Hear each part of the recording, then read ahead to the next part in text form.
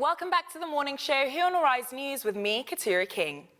Acne vulgaris is an extremely common dermatological problem in Africans and people of African descent worldwide.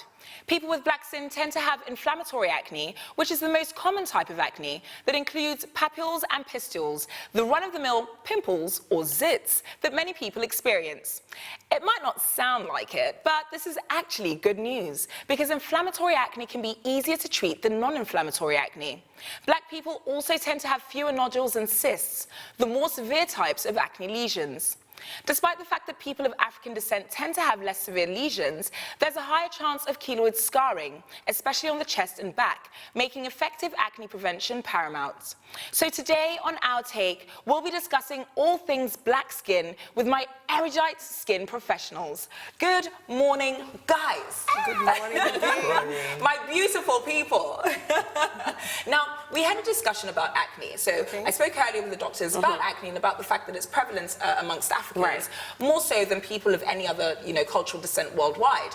And we spoke about, how to treat it and the fact that there are only four real main reasons as to why a person would get acne. Okay. Exactly. So I want you to give me a little bit more of a scientific breakdown as to why people get acne and how they can treat it for people that are watching that are suffering silently at home. Okay, so there are multifactorial causes of acne. Like I said, he has mentioned 4 causes. Now, you mentioned acne and black skin. I'd like to say that the causes in Caucasians and black skin is basically the same, and even the clinical presentation is the same. However, histologically, it has been shown that in blacks, there's more intense inflammation. Right. And that's why there's the biggest problem in acne in blacks is the post-inflammatory hyperpigmentation. And that's because of what we see histologically. Right. And what you find is that in managing acne, you have to consider if the person has ethnic skin or Caucasian skin. Of course. Yes, so apart from the PIH, that's a post-inflammatory hyperpigmentation, scarring can occur, keloids, not so common, but those are the differences between black skin and Caucasian skin. So we actually have a graph on screen that shows us that a 29.9% increase in acne and inflammatory acne in Caucasian women, and then you've got a 27.5% increase in African American women, and then you've got a 22.2% increase in those of Asian descent. So we can see the numbers are actually quite high.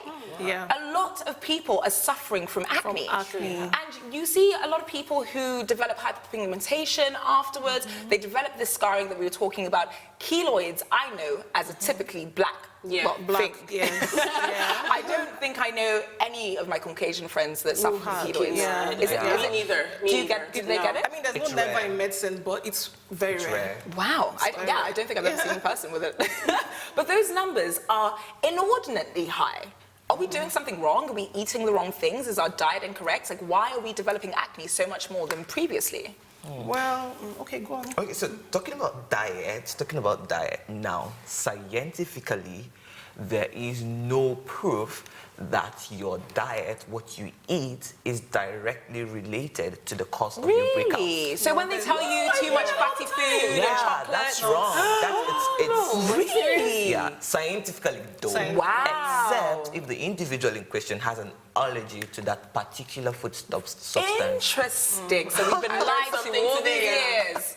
Wow. Okay. Yeah, that's that. And then there's another thing that people do not realize, because most people in Nigeria, for instance, we have many people in Nigeria who have oily skin, and then they have this mindset that since they have oily skin, they don't need to moisturize their skin. Right. That is wrong. Now, most people who come to the clinic, we find out that their oily skin associated problems are because the skin lacks moisture.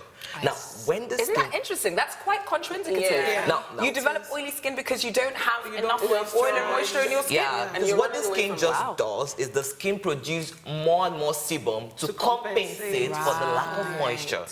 Yeah. Inevitably then causing acne and outbreaks. Exactly. Wow. So you need to moisturize that. Looking at your statistics, I mean, Caucasians are affected as well. in my opinion, I think use of cosmetics has increased. And this might be the cause of the increase in both blacks, Caucasians, Asians. I think is the use of cosmetics. It's very interesting that you say that, because we actually found the statistics to show that black women find it more expensive to purchase makeup than white women do, because either our makeup is outpriced in the Western Hemisphere. You know, living in Nigeria, it's a bit different because we have a lot of fantastic entrepreneurs that have created their own makeup brands because Western makeup was so expensive. So they did it as a way. I'm sure, Kaylah, you have seen a lot of different makeup brands. Talk to me about your experience with makeup, both home and away. You know, away, the problem is even getting your shade. So sometimes you spend more because you spend more because you need to mix. You need like 2 or 3 to get that perfect mix. Rarely would you find you know, a brand that's, you know, gets the exact shade that you want. Yeah. So maybe that's why. But our local brands are doing a fantastic job. They're making life and they're making makeup that's suited to our skin. Ours, Do you know what I mean? Because we're not Caucasians, and it doesn't work. And you know, these makeup brands as well, for some reason, it seems as though different chemicals, perhaps to get the darker shades, are being used in the products for black women. Possibly. Because we're finding a higher incidence of black people, black women. Well, I guess some men wear makeup too. Well, we've got a lot of men players too. But a higher incidence of Africans and African Americans that are finding higher levels of chemicals within their body, within their blood systems, due to makeup. So it's scary when you think about it. Now that is why I always tell every lady I meet who is a slay queen. You need a facial once a month, at least once a month. And what are the benefits of getting a facial over covering your face with makeup? Number one, the makeup actually seeps into your pores. Yes. And clogs them up. Yes. Now, that is the root of all skin problems, clogged pores. Yeah, I would say skincare. It's very important. So I see a lot of people with makeup. I mean, you don't even recognize them after they put. I'm serious. Like, was that you? But if you ask them about their skincare regimen, they don't have one. It's non-existent. And they use soap and water. Yeah, it's terrible. You shouldn't use soap on your face. Yeah. Really? Oh, you should. Okay, it contains sodium hydroxide, which would affect the pH balance of the skin. Right. So why is it acceptable to use soap on your body and not on your face? The face is different. The face has more the glands, let me put it that way, than the body. That's why you don't have acne on your legs or your arms, you know, but you know, it's limited there. Yeah, and it's the more pH sensitive. of the skin of the face is slightly acidic. Yeah. Right. Now, the soap you're using is alkaline. Okay. So when the soap comes on the face that's supposed to be slightly acidic, there's a distortion of the pH balance. Now, you get don't old, you feel so educated? and you get old so fast. I don't even use soap. You get older So you get older so fast. Now, if you don't learn anything else, know that there are 4 steps in skincare. I always tell everybody, I mean, it's easy. Cleanse, which means to wash, using a cleanser, not soap. Okay. Then you have to exfoliate 2 or 3 times a week. Okay. Dead skin cells keep coming up. Yeah. So you need to remove those dead skin cells so that the younger skin under can come out. Right. And then you need to tone, not tone as in bleaching. Toner. No, tone as in firming your skin. You know, it helps to remove free radicals and things that will make your skin sag. Right. You know, and it also helps to neutralize the pH of your skin. To balance it. And then you have to moisturize, very important. He has already mentioned that people that have oily skin think that they don't need to. Yes, but it's wrong. Just use a water-based moisturizer. If you have dry skin, you use, you know, oily moisturizer. So it's important to talk to skincare professionals so that they customize your own skincare based on your skin type. You can't go to the store and just buy any skincare product. It's terrible. Which is what happens. It's terrible. What are you using? I'm going to go get it. Yeah, exactly. Like, what are you using? And they start using what she's using, but your skin type is different. So your lifestyle is different. Talk about someone who clearly didn't speak to a skin professional prior to undergoing this photo shoot. Miss Kim Kardashian. Kim Kardashian West. Wow. Now, you know what? Initially, I liked it.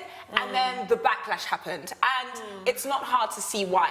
They have darkened her skin in this photo shoot. So people say that, you know, let's not talk about her background, let's not talk about where she came from, let's not talk about how she became famous. But the fact that she has darkened her skin in this photo shoot is upsetting a lot of people. Because she has a black child, they think that she needs to be a lot more socially aware and culturally aware in particular about the state of racism in America. Absolutely. You are dressing up as Jackie Kennedy, who of course was the wife of a past president, in darker skin, I mean, what message are you trying to convey here? What is our take on this? You know, I didn't actually, like you said, I actually didn't see it like this. When I saw, I was like, oh my God, I love it.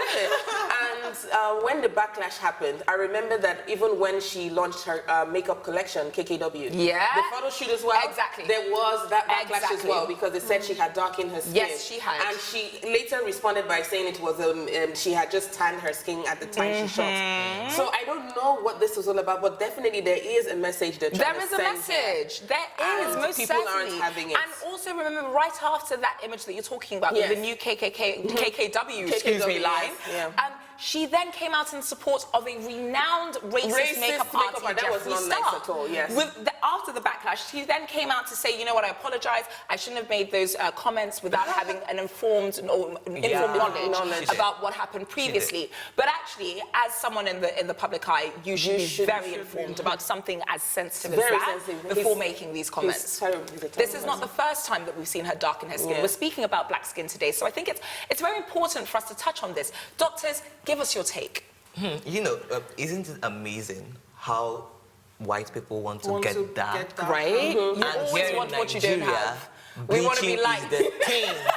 Yeah, and then the black people want to get light. So let's look at it in a positive way. Okay. Which is declare that black is beautiful. Yeah. I'll take that. Black is beautiful. Yeah, black don't crack. So. I mean, Kim doesn't even have to try too hard. She's already married to a black man. Exactly. Now, what is the problem? You have One of your sisters keep going with them, like, just, you know. You know, she enjoy actually had a conversation with the African-American transgender activist Janet Mock, and she addressed the issue of raising a biracial daughter and her participation in a reality TV show. She says that the TV show holds up a real-life mirror to what the American family looks like today, because it brings up topics such as race, gender, and more recently, trans identity. Does it? We don't believe you, girl. More people. Okay, final thoughts on skin in Africa. Let's hear from our beauty enthusiasts. Yes, skin is important. My final thoughts, I think it's important that we start taking care of our skin, paying more attention, and then appreciating ourselves the way we are, okay? If you're black, work on your black, make it glow, make it pop, you know, take your melanin to the next level. Yes. You know, do what it takes, like the doctor said. All right, and we already know what the doctors think, so I have to draw the show to a close, unfortunately, because that brings us to the end of the morning show today. Thanks once again to my wonderful guests, Dr. Ifeoma Abajue, Dr. Samuel, and Kaylah Oniwo for joining me, Keturah King. And of course, thanks to you at home for watching. From my entire team and I here in Lagos, all that's left for me to say is enjoy the rest of your morning and, of course, the rest of your day. Goodbye.